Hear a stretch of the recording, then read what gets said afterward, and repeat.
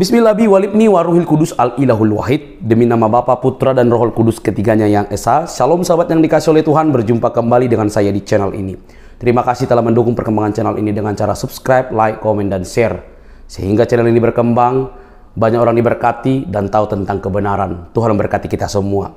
Sahabat yang dikasih oleh Tuhan, mungkin video ini sudah pernah teman-teman lihat. Saya juga sudah pernah melihat sepintas, tetapi saya tidak mengikuti secara total. Hari ini saya melihat secara total dan saya sangat diberkati, walaupun ada perbedaan-perbedaan pandangan yang bisa saya paparkan begitu luas. Tetapi tidak apa-apa.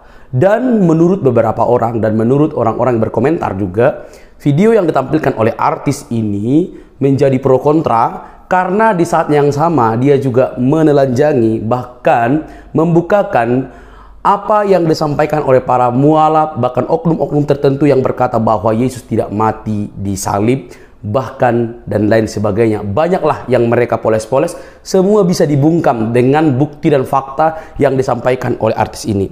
Teman-teman, dia bukan artis Kristen, tapi dia Muslim dan memaparkan secara rapi bagaimana perjalanannya dengan baik dan bisa membungkam teman-teman kita yang selama ini suka berkata, oh Yesus tidak mati, Yesus begini dan begini, begini dan begono, begini di Israel dan Palestina. Oke, mari kita lihat, jangan skip teman-teman, supaya kita sama-sama belajar. Dan saya akan berikan beberapa tanggapan saya di akhir video ini. Ini dia videonya.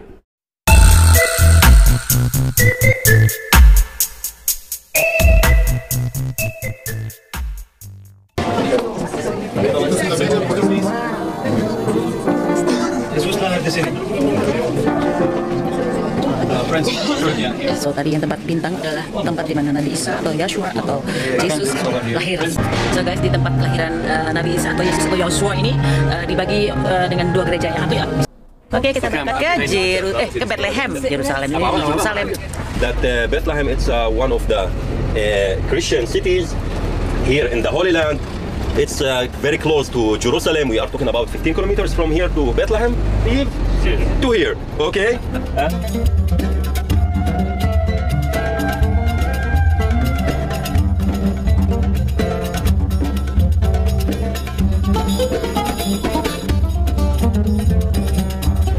Guys, sekarang aku udah masuk ke Bethlehem.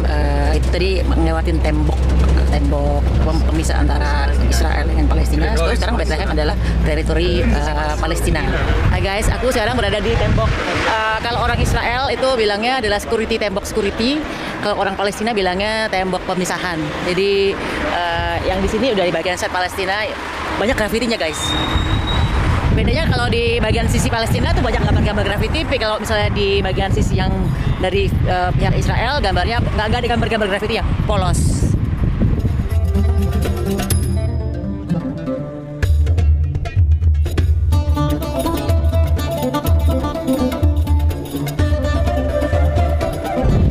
Nah, temboknya itu panjang sekali sampai sana. Setelah berhenti sebentar untuk di tembok pemisah, sekarang kita langsung menuju ke lahir Yesus. Di sini tempat lahirnya Nabi Isa atau Yesus itu atau Yeshua itu namanya The Church of Nativity. So kita akan di sana dan mungkin akan sedikit mengantri. Tadi pada saat checkpoint kan diperiksa semua ID-nya. Nah, untuk orang Israel harus di checkpoint juga untuk masuk ke Palestina. Apakah mereka punya permit atau izin masuk? Begitu juga sebaliknya, apakah orang Palestina punya izin masuk untuk kerja dan ke hospital untuk masuk ke Israel. Jadi checkpoint adalah memeriksa ID card masing-masing orang yang masuk ke Israel atau ke Palestina. Jadi orang Palestina bisa masuk ke Israel, orang Israel bisa masuk ke Palestina. Oke, kita sampai guys.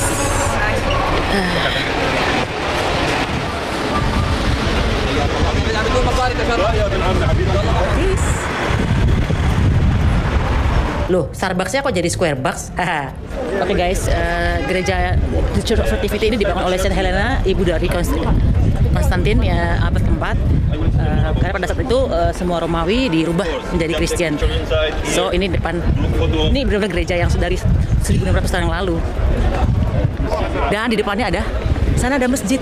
Jadi antara gereja dan masjid berdampingan. luar biasa.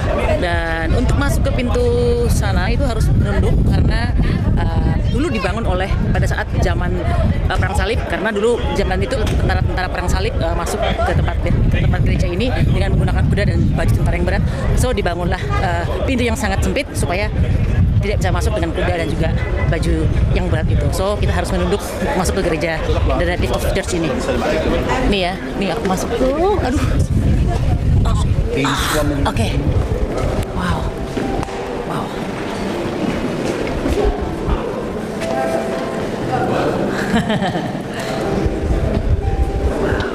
How are you? I'm good.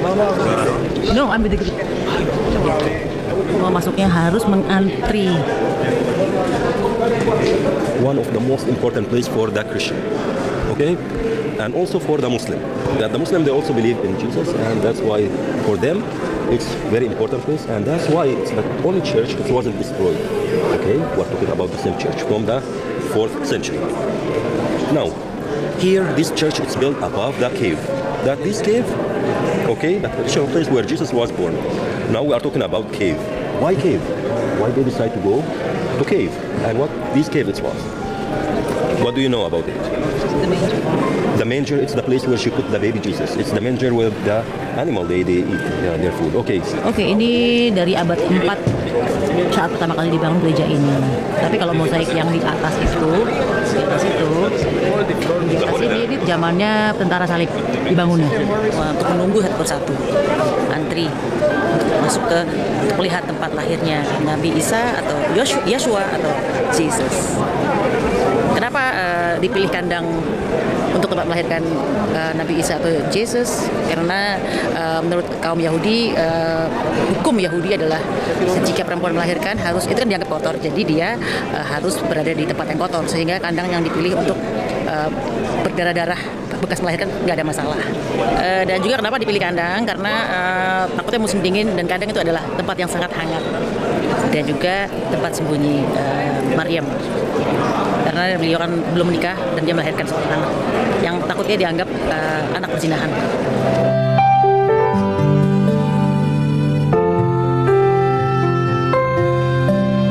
Oke.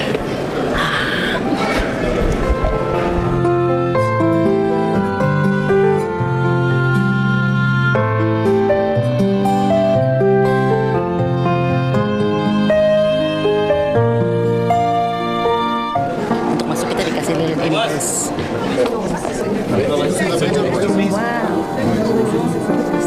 Yesus lahir di sini. So tadi yang tempat bintang adalah tempat di mana Nabi Isa atau Yeshua atau Yesus lahir.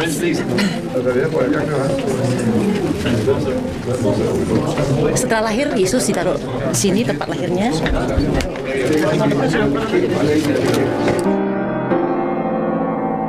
Nah, di sini tempat kita harus antri satu-satu untuk melihat tempat lahir dan juga tempat ditaruhnya Yesus.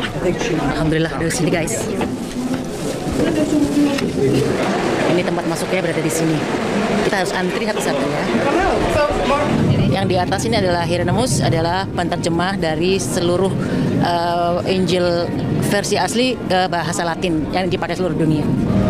So guys, di tempat kelahiran Nabi Isa atau Yesus atau Yeshua ini dibagi dengan dua gereja. Yang satu ya gereja Katolik, yang satu adalah gereja Ortodok Kristen.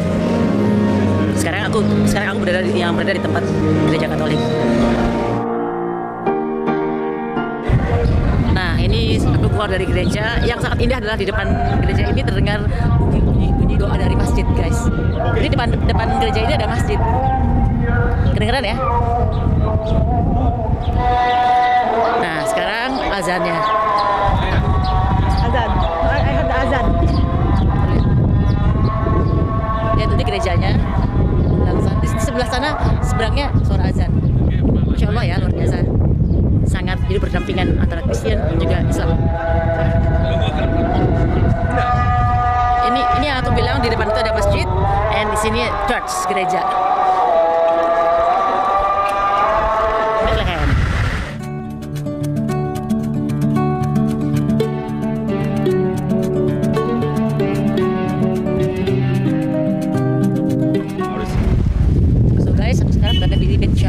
Sahur. Bet Sahur itu sebelahnya Bethlehem, di mana di sini adalah tempatnya ladang penggembala yang didatangi malaikat pada saat Yesus sebelum lahir. Mereka dikasih tahu bahwa harus ke Bethlehem karena akan datang Al-Masih atau Mesaya yang akan lahir di Bethlehem. So ini ladang yang mereka tinggal. The shepherd field. So very huge light, and it's like all the place, and they were singing, and they told them about the birth of Jesus. That's why he built it. Now it's a Catholic church, and it's belongs to the first. And here we have the church. From down we have the cave. From the other side, that they believe the shepherd they live over there.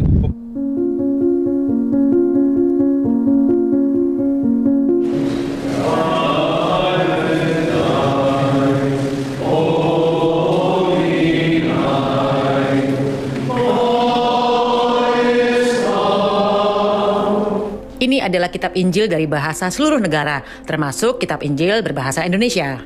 Ya, dan ini menggambarkan para penggembala didatangi para malaikat yang dikabarkan bahwa akan datang seorang Mesaya atau Al-Masih atau Mesias. Dan kemudian kita bisa melihat lagi gambar yang lain di sini bahwa mereka para penggembala datang karena disuruh malaikat bahwa kamu harus menemui seorang perempuan yang menggendong bayi, yaitu adalah Bunda Maria atau Siti Maryam, ibunda dari Yesus, Yeshua atau Nabi Isa. Nih, dan di sini gereja ini dibangun oleh Antonio Berlucci. Masih baru sih ini, bukan kuno. Tapi tempat inilah tempatnya para penggembala zamannya Yesus atau Nabi Isa atau Yeshua. Now let's have a photo. Di lokasi inilah para penggembala ternak itu tinggal, di dalam gua. Para penggembala ini yang menerima perintah langsung dari malaikat tentang kelahiran seorang Mesias yang lahir di kota Daud, yaitu seorang bayi yang dibungkus dengan lampin dan terbaring di dalam palungan. Dan di tempat ladang penggembala ini ada di area West Bank, di mana adalah Palestinian Territory. Dan depan sana juga West Bank.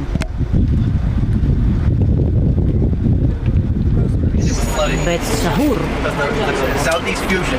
But a lot Here it's still Bet Sahur, and just 1 minute we are going to exit. They are working, and the majority of them it will be the Arab.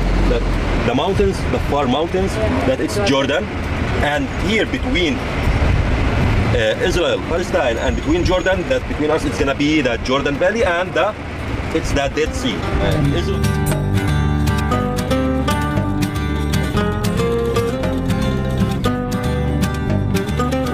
So guys, di depan hotel yang tadi aku ceritain, ini ada ini hotelku depan situ, ini adalah makam Islam kuno yang masih dilestarikan oleh Israel.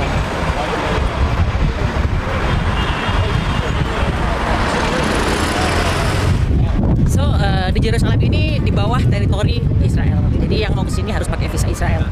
Kalau ke Bethlehem itu teritori Palestina.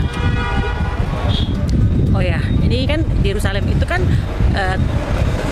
tempat konflik antara Palestina dan juga Israel. Tapi semua sepakat, seluruh dunia sepakat menamakan Yerusalem adalah kota suci. Dan kalau di sini tuh weekendnya tuh dari Jumat, Sabtu, Minggu. Kenapa? Kalau hari Jumat kan harinya orang Islam, sholat Jumat. Kalau hari Sabtu itu Sabat buat untuk Yahudi atau pengikut Judaism, agama Yahudi, Judaism. Kalau Minggu adalah untuk Christian and Catholic. Setelah dari Bethlehem, setelah dari Bet Sahur, sekarang kita makan di grill bar. Ini hari Purim banyak restoran yang tutup. Dan di sini juga di mana-mana banyak tentara yang jagain kita supaya nggak ada keributan. Jadi jangan heran kalau di Yerusalem, di Tel Aviv, di mana-mana tuh kita lihat banyak tentara Israel yang berjaga-jaga di sini. Gila ini as. This is like Aduh, looks like guys. double dip, but it's not double dip, huh? Makan ya. One time like that, and then Gokil makanannya semua, ada daging kambing, sapi, ayam, segala macam daging dipesen deh. Yang pasti nggak ada adalah daging. Oke, dan aku sekarang berada di Christian Quarter atau bagian Christian, bagian sisi Christian ya guys.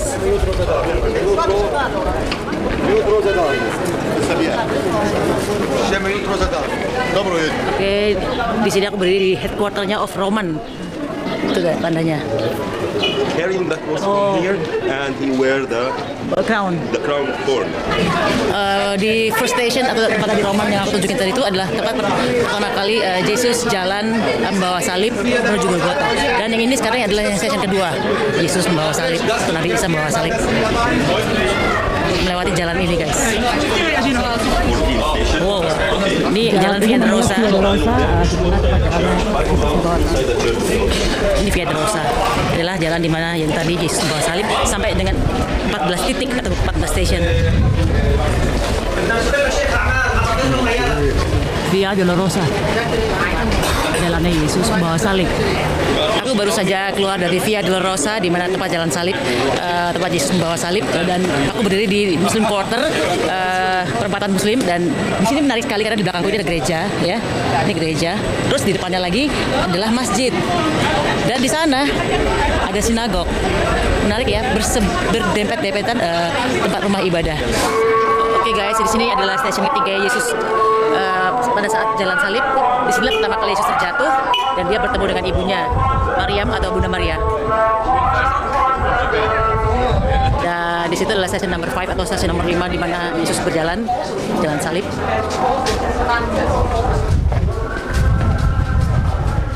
Oke, ini di stasiun yang ke-6 di mana Yesus bertemu dengan Veronica yang mengusap wajahnya pada saat Yesus membawa salib. Dan aku berada di stasiun ke-7 yaitu di mana Yesus terjatuh sambil membawa salib kedua kalinya di tempat ini.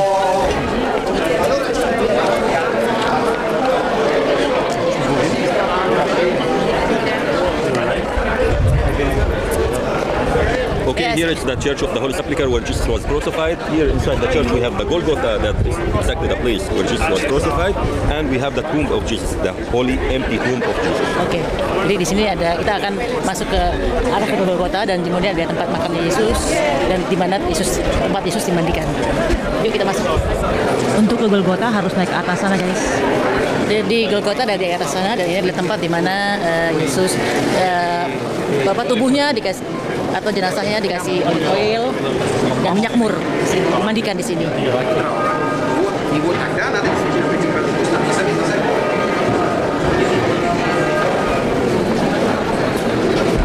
Dan aku berada di sebuah makam di mana dekat sekali dengan tempat Yesus dimakamkan. Di sini nih, di sebelah itu ada tempat Yesus dimakamkan. Dan harus antri ya. Jadi pada saat zaman Yesus ini yang bisa dimakamkan di sini, di sebelah makam Yesus adalah hanya orang-orang kaya yang bisa tadi masuk ke atau dimakamkan di situ. Wow. So guys, ini adalah makam yang dibangun kembali oleh Saint Helena. Dulu makam ini dihancurkan oleh Romawi, di mana niatnya adalah untuk supaya orang-orang melupakan Yesus. Tapi sekarang kemudian dibangun kembali oleh Saint Helena dan inilah makam yang dibangun kembali. Harus antri ya guys.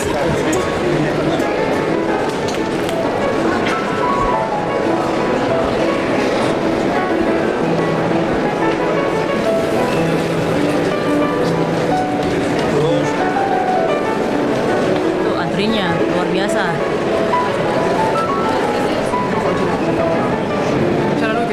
Di atas itu adalah Golgotha. Bukit Golgotha. Oke guys, selesai untuk tour untuk umat Kristen. Dan di depan Bukit Golgotha tadi ini gereja, ini depannya ada masjid dari Umar bin Khattab. Ya tadi aku lupa informasiin bahwa yang mengkontrol Masjidil Aqsa itu adalah dari Israel dan juga dari Jordan. Jadi dikontrol oleh dua negara Masjidil Aqsa itu. Yesus Kristus, Sang Raja kemuliaan yang kekal itu, datang ke dunia dalam kesederhanaan untuk menyelamatkan manusia berdosa. Betapa banyak perbuatanmu ya Tuhan, sekaliannya kau jadikan dengan kebijaksanaan, bumi penuh dengan ciptaanmu. Mazmur 104 ayat 24. Baik teman-teman yang dikasih oleh Tuhan, saya percaya bahwa teman-teman mungkin sudah melihat di beberapa channel yang lain. Terpujilah Tuhan, mari kita belajar dari berbagai pandangan. Teman-teman yang mendukung saya, para subscriber saya, terima kasih telah menyaksikan dan juga membagikan video-video dari channel saya. Nah, terkait dengan apa yang disampaikan, sekali lagi saya tetap berikan jempol yang luar biasa kepada artis ini, Bunda Maya yang sering disebut. Karirnya luar biasa, bahkan terkenal seorang musisi yang begitu hebat dan diakui. Tapi kali ini berbeda yang saya lihat daripadanya. Dia jujur memaparkan segala sesuatu dalam perjalanannya. Dan mungkin ada oknum-oknum tertentu yang berkata bahwa apa yang dilakukan oleh Bunda ini merupakan perjalanan bahkan najis bagi beberapa orang. Karena apa? Karena dia sedang berziarah atau berlibur, melakukan perjalanan ke tempat yang selama ini mungkin tidak banyak orang tahu. Bahkan saya juga belum pernah ke sana. Semoga suatu saat saya bisa pergi ke sana, teman-teman.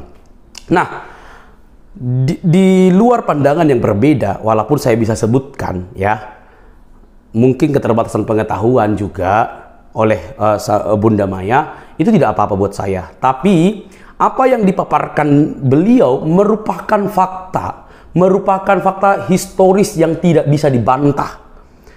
Perhatikan, ini bukan orang Kristen, tapi dia bisa memaparkan yang begitu bagus. Mungkin juga dia mendengarkan tour guide-nya, atau orang-orang sekitar, atau siapa saja yang mungkin menjaga tempat wisata tersebut. Dan dia memaparkan dan tidak ditutupi oleh beliau. Bahkan dia masuk ke dalam di mana Yesus dilahirkan, dan juga para penggembala domba berada pada zaman abad pertama itu. Itu hebat, teman-teman. Makanya saya bilang, sejarah itu tidak bisa diputar balikkan. Sejarah itu, walaupun berusaha dikaburkan dengan generasi-generasi selanjutnya, sejarah itu tidak mungkin bisa salah. Tidak bisa salah. Dia pasti benar. Jadi, sekalipun ada banyak orang hendak memutar balikkan atau mengklaim atau hendak memalsukan, itu terbantahkan dengan berjalannya waktu. Makanya kebohongan-kebohongan yang dikatakan oleh oknum-oknum tertentu, walaupun itu lari secepat kilat, maka kebenaran dan fakta sejarah akan mengejarnya dan mengalahkannya. Dan saya pikir teman-temanku Muslim dan juga beberapa oknum mualaf dan ustadz-ustadz terbungkam di saat yang sama. Kenapa? Ketika mereka berkata Yesus tidak mati di salib, Bunda Maya ini, seorang muslimah yang taat ini, membuktikan bahwa Yesus mati di kayu salib dan dia pergi ke sana. Yesus lahir, Yesus hidup, bahkan dia tahu semuanya melalui perjalanannya, dan Yesus mati. Teman-teman, apakah selama ini para mualaf dan beberapa ustadz, tidak semua, memahami hal itu? Mungkin perlu mereka pergi ke sana untuk melihat secara langsung supaya menambah wawasan yang mereka pelajari selama ini. Mana tahu dengan perginya mereka akhirnya lebih tahu dan lebih jelas ilmu mereka. Memang yang terakhir ini, memang ada beberapa pandangan saya, mungkin semua orang Kristen juga bisa berpandangan yang berseberangan dengan apa yang diucapkan oleh Bunda Maya. Saya tetap acungi jempol. Perbedaan-perbedaan yang mungkin dipaparkan dia itu bukan untuk dilebarkan, tapi bisa dijelaskan.